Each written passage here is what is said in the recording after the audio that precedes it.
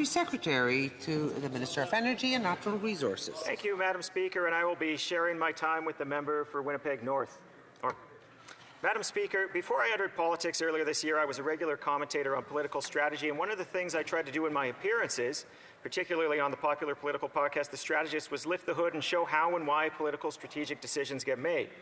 It was my belief that by identifying and naming the strategies and tactics, I was helping people see what was actually happening, and I was helping people defend themselves from those strategies and tactics being used on them. And sometimes what I explained would allow listeners to keep from being fooled by unscrupulous politicians, and sometimes what I explained would allow listeners to keep from being fooled by themselves. And I think, Madam Speaker, while speaking about this Conservative motion, I can do a service to Canadians by explaining the tactics this motion attempts to use and what these tactics reveal. I also think, Madam Speaker, while speaking about this Conservative motion, I can do a service to Conservatives by explaining how at this point they are most certainly fooling themselves. So let's start here.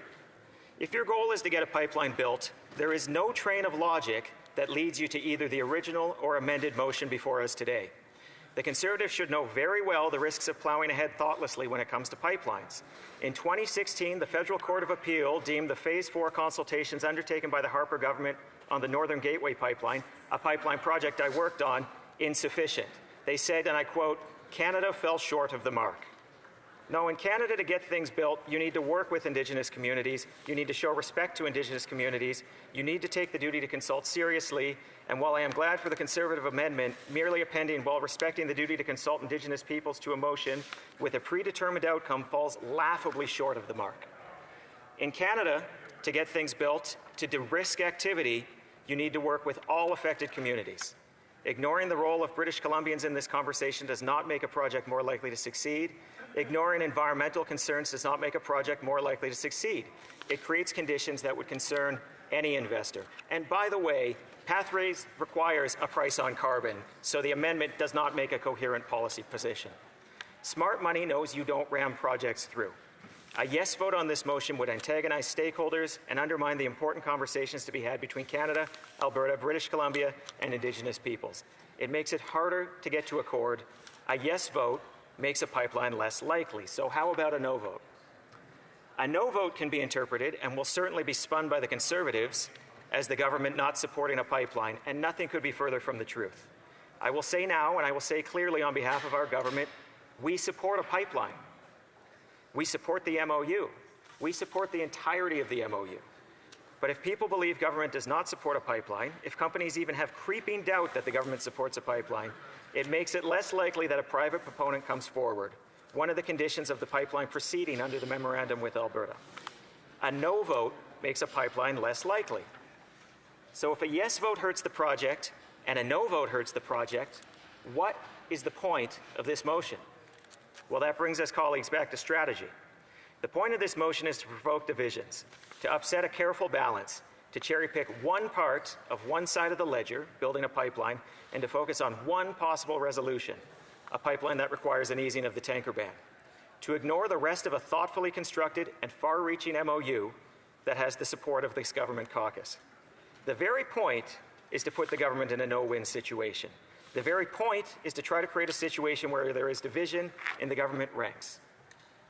And this is where I want to talk about how deep the Conservatives have fallen into their own echo chamber, how they no longer see the forest for the trees. The division they seek, the division, frankly, on display in their own party where they are losing members, they believe will help their political fortunes. It's a game to them, a game where there is a winner and a loser. But with their motion, the loser is Canada, and the game hurts this country. The game that reduces the chances of a pipeline being built. The game exposes something they probably did not want exposed, that their interest is coming out on top in a zero-sum fight with the Liberals, rather than defending our country at a very challenging time. Rather than putting nation over party, they have put party over nation. To them, the motion is solely and exclusively a political strategy, because it serves no other purpose. Yes, it hurts Canada. Yes, hurts Canada. And no hurts Canada.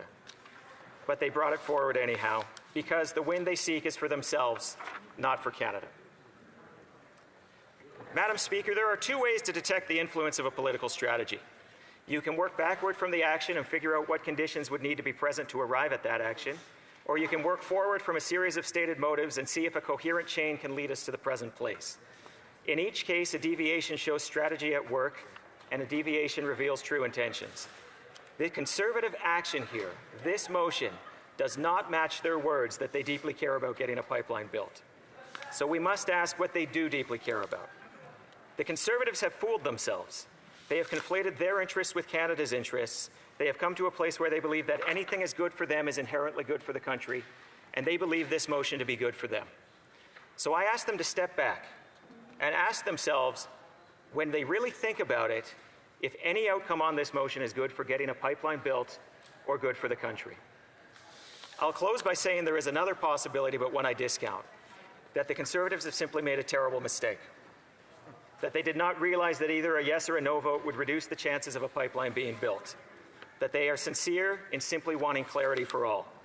But I do not believe the Leader of the Opposition to be a stupid or thoughtless man. But he has put his cunning to service of his political movement rather than in service of this country, and I do believe that to be terrible judgment. Canadians seek serious leadership in these times, and I'm glad the Prime Minister offers that leadership. I do not believe the opposition has shown that leadership today, but I do believe in the immense capacity of people to change and improve. It is why I'm a Liberal. I ask my colleagues to step back from the brink, to remind themselves of the moment we are in, a trade war with the United States, an increasingly dangerous globe, a Western world beset by anti-immigrant, anti-intellectual forces, often driven clandestinely by our geopolitical rivals who love nothing more than to poke at our divisions, to remind themselves of the moment we are in and ask them if taking a better, more collaborative, more pro-Canada approach is not possible. Because as I see it right now, their strategy reveals everything. Under this leader, the Conservatives are treating matters of nation as political games to be won. And so the actual question in front of the House is the Leader of the Opposition acting as a serious man? Does his leadership reflect a serious party? And the answer, unfortunately, came the minute he put forward this motion, and the answer is no. This motion does not reflect a serious party. This motion reflects a party addicted to the game of politics that has forgotten how to fight for outcomes and ideas. Thank you. Question.